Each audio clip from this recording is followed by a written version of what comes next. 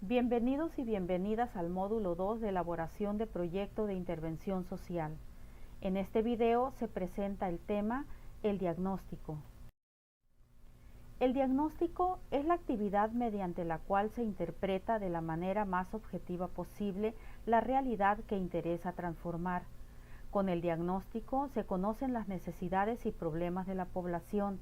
Debemos priorizar o determinar cuál de esas necesidades o problemas será nuestro objeto de intervención para que podamos elaborar el proyecto de intervención de cada brigada o brigadista.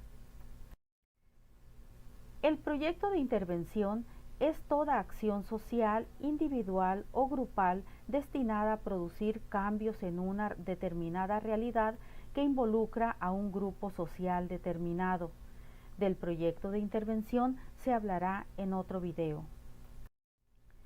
Se recomiendan pasos previos a la elaboración del proyecto de intervención. El primer paso es la observación. Esta proporciona elementos de entrada para la elaboración del diagnóstico. Con mayores elementos se identifican los problemas y se define el problema central. Después se analizan las causas y efectos del problema central o problema definido para la elaboración del proyecto de intervención. Les comentaba que la observación es el primer paso del diagnóstico. Antes de ir a la comunidad, ustedes, brigadistas, con la orientación de su asesor o asesora, deben elaborar una guía de observación. Esto significa que acordarán los elementos a observar en su recorrido por la comunidad. ¿Qué se les ocurre que es necesario observar? Por ejemplo, ¿de qué material están construidas las viviendas? ¿Cómo son los patios, las calles? ¿Cómo es la higiene ambiental, etcétera? Son muchas las cosas que podemos observar. Para ello, lo acordarán previamente a su recorrido. Seguimos con el diagnóstico. Lo vamos a pensar en dos momentos o etapas. Una etapa donde revisamos archivos que pueden ser informes de otros brigadistas, noticias recientes, informes de gobierno, etc. Es momento también para definir las manzanas que atenderá cada brigadista o brigada. Y muy importante, la construcción del instrumento, el cuestionario. En esta primera etapa también se incluye la realización de las entrevistas. En la segunda etapa es el momento para conocer los datos que arrojan los cuestionarios aplicados. Incluye desde la captura de la información y el análisis de los datos para conocer el resultado del diagnóstico. Cuando ya tenemos el resultado, es decir, ya conocemos las necesidades y problemas de la comunidad, sus recursos, su situación actual, entonces pasamos al momento de sensibilización y conocimiento teórico sobre esos problemas.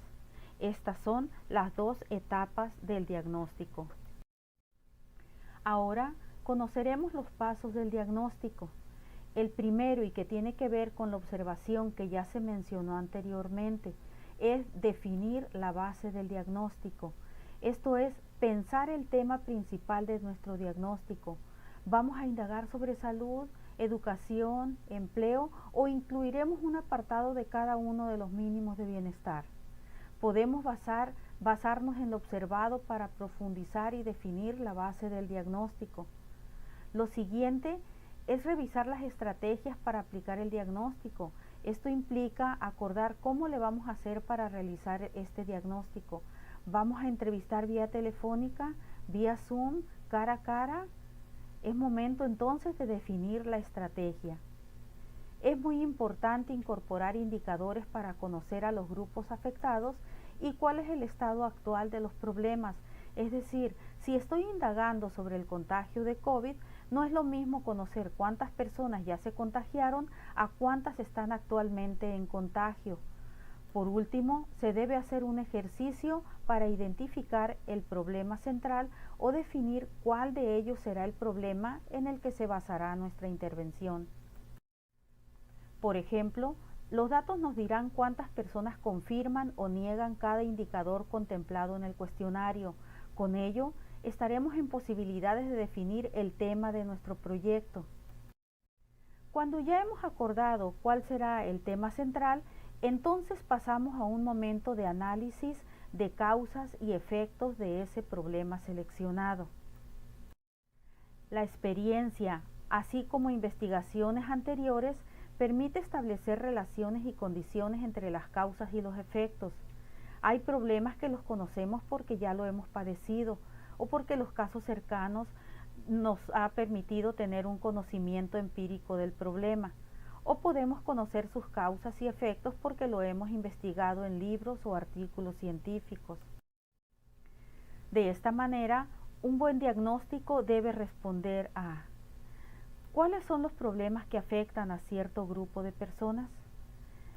¿Quiénes están afectados por él o los problemas?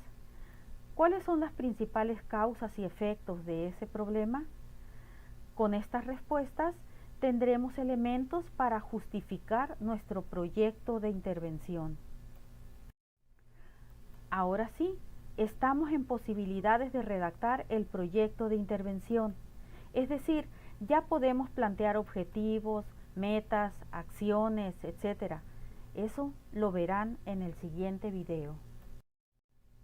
Muchas gracias por su interés.